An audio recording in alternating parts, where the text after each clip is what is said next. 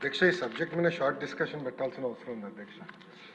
ఎందుకంటే చాలా కీలకమైన అంశం ఇది. నాకు పర్సనల్ సబ్జెక్ట్ కూడా. ఎందుకంటే వాస్తవంగా చిన్నప్పుడు నేను పెద్ద లైబ్రరీకి వెళ్ళేవాడిని కాదు అధ్యక్ష. కానీ ఈరోజు దేవాంశం చూస్తే పెద్ద ఎత్తున పుస్తకాలు చదువుతాడు అధ్యక్ష. ఆ అలవాటు అనేది బ్రహ్మని నేర్పించింది. సో దేవాంశ్కి మొన్న మేము లండన్కి వెళ్తే కూడా 5 పుస్తకాలు కొంటే 5 రోజుల్లో 5 పుస్తకాలు చదివేశాడు అధ్యక్ష. సో వాస్తవంగా చాలా ఇంపార్టెంట్ హ్యాబిట్ అధ్యక్ష. ఎందుకంటే చాలా creative thinking, out of the box thinking అనేది లైబ్రరీలో పుస్తకాలు చదివేదాని ద్వారా వస్తుందని నేను కూడా బలంగా నమ్ముతున్నాను అధ్యక్ష. అధ్యక్ష, ఈ సబ్జెక్ట్ మీద మండలి బుద్ధప్రసాద్ గారు, పల్లె సుందరారెడ్డి గారు, గణబాబు గారు మాట్లాడారు అధ్యక్ష. మొదటి అంశం అధ్యక్ష, సెంట్రల్ లైబ్రరీ గురించి గౌరవ సభ్యులు కూడా బుద్ధప్రసాద్ గారు పోయిన సమావేశాల్లో ప్రస్తావించారు ఒక సందర్భంలో. దానికోసం అధ్యక్ష సుమారుగా 150 కోట్ల రూపాయలు ఖర్చు అవుతుందని మేము అంచనా వేసాం. ఎందుకంటే మీరు కోరినట్టు వరల్డ్ క్లాస్ లైబ్రరీ కట్టాలి. అంటే కేవలం మన రాష్ట్రంలో కాదు, మన దేశంలో ఎక్కడ లేని విధంగా వరల్డ్ క్లాస్ లైబ్రరీ ఉండాలి. కేవలం ఇన్ఫ్రాస్ట్రక్చరే కాదు, మనకు కావాల్సిన మాన్యుస్క్రిప్ట్స్ ఇవన్నీ కూడా మనకు చాలా ఉన్నాయి అధ్యక్ష. ఇవన్నీ కాపాడాల్సిన బాధ్యత మనందరిపైన ఉంది కనుక చేయాలని నిర్ణయం తీసుకున్నాం. ఈరోజు గౌరవ ఇండస్ట్రీస్ మినిస్టర్ గారు హౌస్లో లేరు, ఆయన కౌన్సిల్లో ఉన్నారు. టీజీ భరత్ గారు నేను ఇట్లానే సింగపూర్లో మాట్లాడుతున్నప్పుడు ఆయన పర్సనల్గా తీసుకుని శోభా డెవలపర్స్ అని వరల్డ్ వైడ్ వాళ్ళు ఉన్నారు అధ్యక్ష. వాళ్ళు యాక్చువల్లీ ఆంధ్రాకి సంబంధం లేని వారు. బట్ వాళ్ళు ముందుకు వచ్చి మీ రాష్ట్రం మంచి లైబ్రరీ చేస్తుందని మేము విన్నాము అని 100 కోట్ల రూపాయలు శోభా డెవలపర్స్ ఈరోజు ఆంధ్ర రాష్ట్రానికి వాళ్ళు డబ్బులు ఇస్తాం కూడా జరిగింది. ఇది వచ్చే 4 సంవత్సరాలు మేము ఖర్చు పెడతాం. మిగతా డబ్బులు రాష్ట్ర ప్రభుత్వము దాతలు జోడించి ఒక వరల్డ్ క్లాస్ లైబ్రరీ ఏర్పాటు చేస్తామని ఈ సభాముఖంగా నేను మీకు హామీ ఇస్తున్నాను.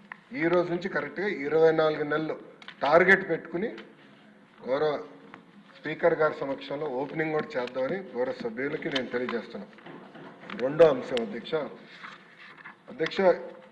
వాస్తవంగా మనం ఒక్కసారి చూస్తే గౌరవ సభ్యులు చెప్పినట్లు పుస్తకాలు కొనుగోలు అనేది వాస్తవంగా సరిగా జరగట్లేదు. నేను డిపార్ట్మెంట్కి ఏం చెప్పానంటే అనేక గ్రేడ్ లైబ్రరీస్ ఉన్నాయి. అంటే గ్రేడ్ 1, గ్రేడ్ 2, గ్రేడ్ 3 లైబ్రరీలు ఉన్నాయి, జిల్లా గ్రంథాలయాలు ఉన్నాయి, రీజనల్ లైబ్రరీస్ కూడా ఉన్నాయి. అసలు ఒక్కొక్క లైబ్రరీలో మినిమం బుక్స్ ఏమేమి ఉండాలి అది నాకు క్లారిటీ ఇవ్వండి. సో వాళ్ళు మొన్న కొత్త లీడర్షిప్ ఎంచుకున్నాం. అక్కడ చాలా స్పష్టంగా చెప్పి మినిమం బేసిక్ బుక్స్ ఏమేమి ఉండాలో మీరు ఐడెంటిఫై చేయండి, దానికి ఎంత అవుతుందో నాకు చెప్పండి, అది ప్రభుత్వం కొనుగోలు చేసి ఆ లైబ్రరీలో ప్రజలకి అందుబాటులోకి మేము తీసుకొస్తాం. అది రెండో పాయింట్. కానీ అది టెక్నాలజీతో కూడా జోడిస్తాం అధ్యక్ష. ఈ 100 రోజుల్లో ఆల్రెడీ యాప్ మేము డెవలప్ చేసాం, 100 రోజులు లాంచ్ చేస్తాం. అన్ని లైబ్రరీస్ టెక్నాలజీతో ఇంటిగ్రేట్ చేసి ఎక్కడ ఏ పుస్తకాలు ఇంట్లో కూర్చొని ఒక నాకు ఈ పుస్తకం కావాలి, లైబ్రరీలో ఉందా లేదా, స్టాక్లో ఉందా లేదా, వేరే ఎవరైనా తీసుకున్నారా లేదా, అది ట్రాన్స్పరెంట్ మెకానిజం టెక్నాలజీతో జోడించి యాప్ ద్వారా అందజేయాలనేది ప్రభుత్వం నిర్ణయం తీసుకుందని గౌరవ సభ్యులు కూడా నేను తెలియజేస్తున్నా అధ్యక్ష. అంతేకాకుండా అధ్యక్ష, గౌరవ ముఖ్యమంత్రి గారు మన జరిగిన కలెక్టర్ కాన్ఫరెన్స్లో పెద్ద ఎత్తున డిజిటల్ లైబ్రరీస్ కూడా ఏర్పాటు చేస్తే బాగుంటుందని సూచించారు అధ్యక్ష. కేంద్ర ప్రభుత్వం అంటే గౌరవ ప్రధానమంత్రి గారి నాయకత్వంలో 1 నేషన్ 1 సబ్స్క్రిప్షన్ అనేది తీసుకొచ్చారు అధ్యక్ష. ఇది ప్రధానంగా యూనివర్సిటీస్కే పెట్టారు.